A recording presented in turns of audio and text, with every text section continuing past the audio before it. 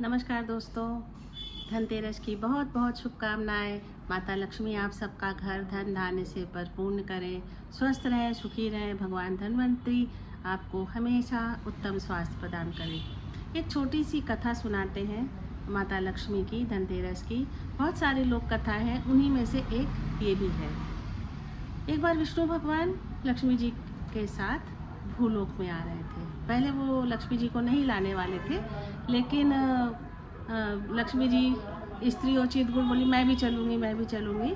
तो वो भी विष्णु भगवान के साथ आई। अब पृथ्वी में घूमते घूमते उनको काफ़ी समय हो गया, तो विष्णु जी बोले कि माता लक्ष्मी आप यहीं रुकिए और मैं अभी दक्षिण दिशा की ओर जा रहा हूँ, तो आप उस तरफ मत आइएगा। जब मैं आऊँगा तब मैं आपको लेकर फिर वापस स्वर्गलोक जाऊँगा। तो लक्ष्मी जी बोली ठीक है।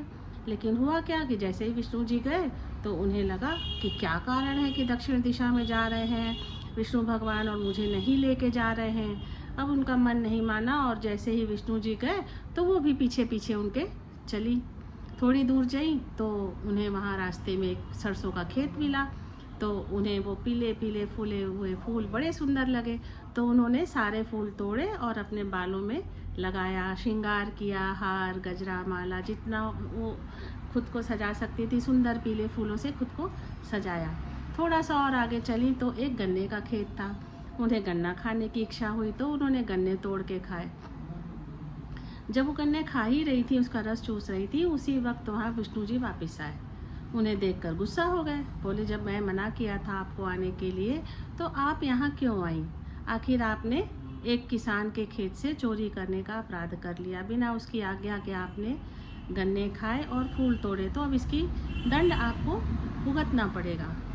तो लक्ष्मी जी हाथ जोड़ के खड़ी हो गई।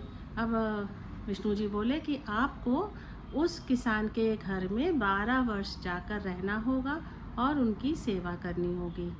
लक्ष्मी जी ने उनका कहा माना और उस किसान के घर जाकर रहने लगी।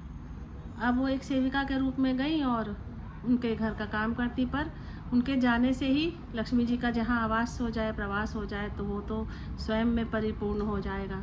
तो वो किसान भी दिनों दिन बढ़ते गया। धीरे धीरे उसके 12 वर्ष खूब खुशी से बीत गए। अब 12 वर्ष पूर्ण होने पर विष्णु जी लेने आए। लक्ष्मी जी जाने लगी तो किसान को समझ में आया कि ये तो माता लक्ष्मी है और विष्णु भगवान स्वयं आए हैं उन्हें लेने के लिए। किसान ने हट पकड़ लिया कि नहीं मैं तो नहीं जाने दूंगा, इन्हें तो यहीं रहना होगा। अब वो माने ना किसान, और विष्णु जी लक्ष्मी जी को छोड़ के कैसे जाएंगे। उन्होंने कहा इन्होंने आपके खेत से कुछ खाया था, जिसके अपराध स्वरूप आपके घर में रह रही थी, आपकी सेवा कर रही थी। अब इनका जाने का वक्त हो गया। लक्ष्मी तो वैसे भी चंचला है, बड़े बड़े कोई भी इन्हें नहीं रोक पाते हैं। मगर किसान हट करता रहा कि नहीं माता आपको यहीं रहना है, आपको नहीं जाने दूंगा। तब लक्ष्मी जी ने कहा कि देखो आज द्वादशी है, कल तेरस है, आप ऐसा करना कि घर को लीपना पोतना साफ सफाई करना और एक चौकी में आसन बिछाकर सुंदर लाल वस्त्र या पीले वस्त्र से सजाना और कलश रखना। उसमें एक पीतल का कलश भी रखना जिसमें आप जैसे हम लोग कलश लगाते हैं वैसे कलश की स्थापना करना।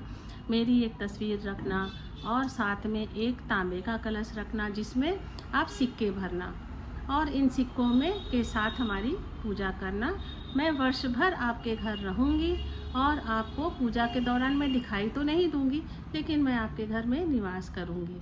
तो इसी कथा को मानते हुए बहुत सारे लोग पूजा करते हैं, हम लोग भी करते हैं। माता लक्ष्मी की पूजा करते हैं और भगवान धन्वंतरी की पूजा करते हैं।